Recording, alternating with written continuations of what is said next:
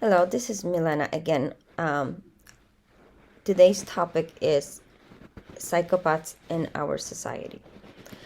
It's a big problem that is underestimated and is not addressed, and it allows our society to put people in charge that are psychopaths. It sounds very dangerous, the psychopath, and people don't know often the definition, and I think we should know because those are our bosses, those are doctors, those are attorneys, those are judges.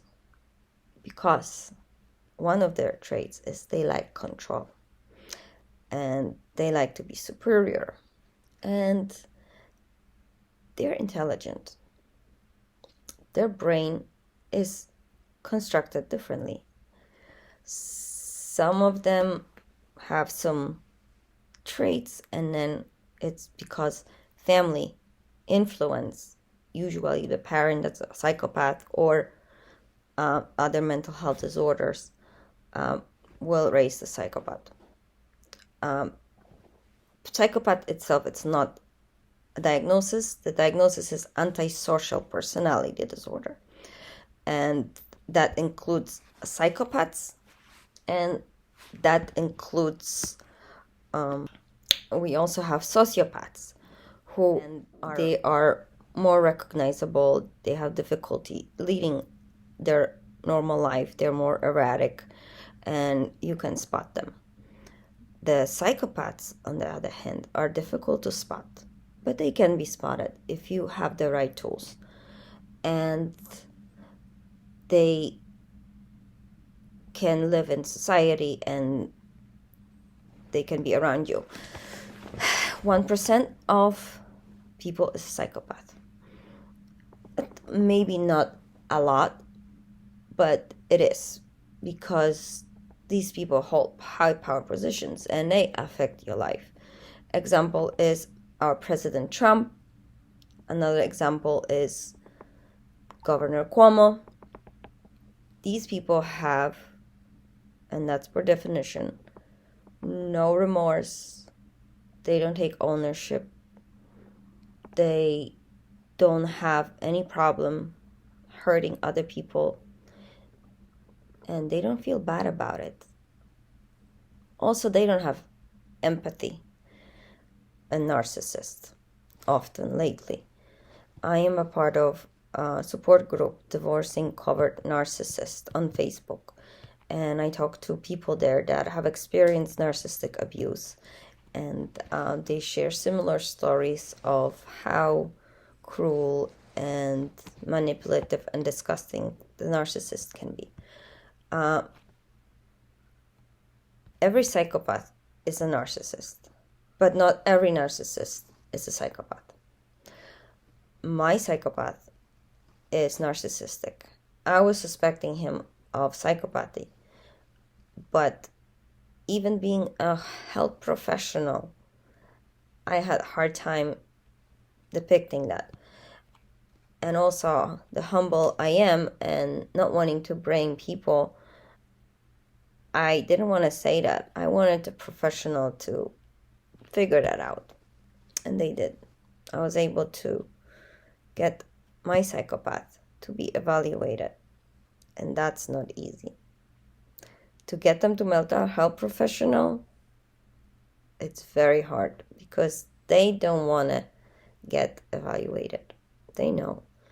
And when you're with them, where you're near them, and they drive you crazy, and you suggest that they need to go to get evaluated, they will turn it around against you, and they will make you crazy. There is many ways that they do that. One way is gaslighting. Another way is they'll take your items away here and there, so you think you put it here, but it's not here. Are more like what I'm hoping accomplish with this information is to make the public aware, make the law enforcement aware, make the government officials aware that these people are a major problem in our society.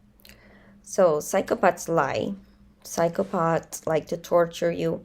Psychopaths like to be in control, and they have to win, no matter what the costs are. So my psychopath made serious false accusations against me in the family court, also in DA office, also at the police station. Yes, that's how bold he is. And so far, no consequences. I've been trying to alert the authorities that this is who he is. And what I'm finding out that they don't know much. Funny enough, when I met my psychopath, it was through a good friend. We have the picture of psychopath as a serial killer, all these weirdos. They're not that. Not everyone. So how do you prepare? How do you recognize who the psychopath is? I'm going to talk about in next video.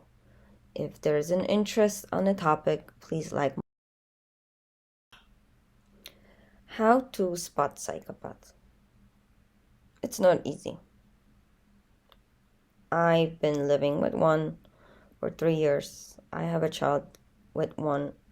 I have a background in medical field and dealing with psychiatric patients, and I had a hard time to recognize it and put it together.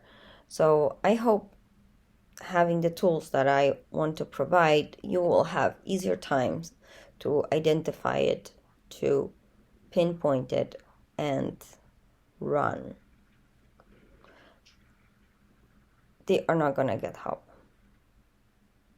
If you tell them they need help, they will drive you crazy to the point you're going to become mental. So that doesn't work. So don't think I will help you identify them and then you're going to work with them. Not happening.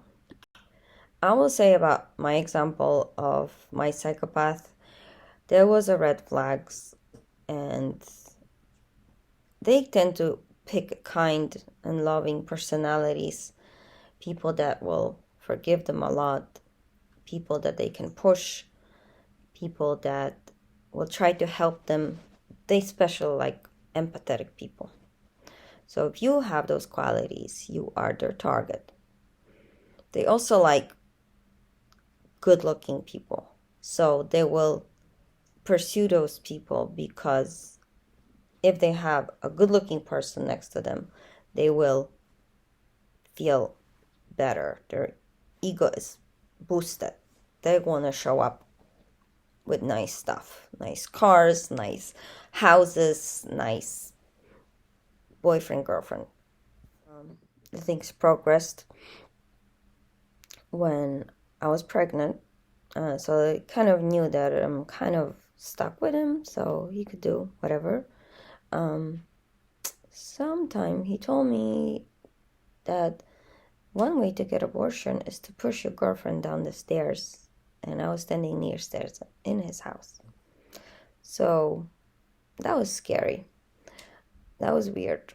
I should have not continued this relationship.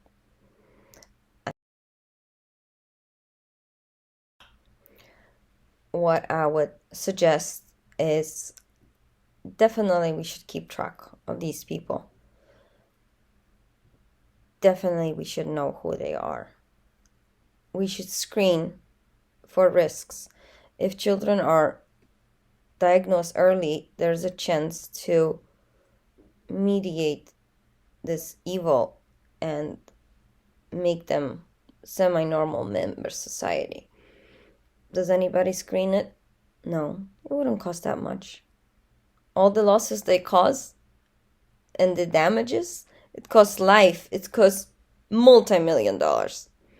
But yet, we are not being proactive. We are not trying to nip it.